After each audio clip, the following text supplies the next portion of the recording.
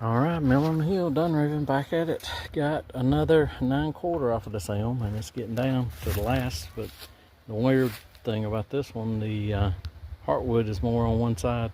It's not centered. I don't know, the log's kind of oval, I guess you would say. First time I ever seen that, a little odd. In this log anyways.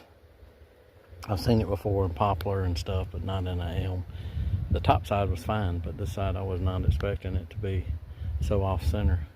But the heartwood is over to one side quite a bit, and the sapwood on this side is way much larger than over here.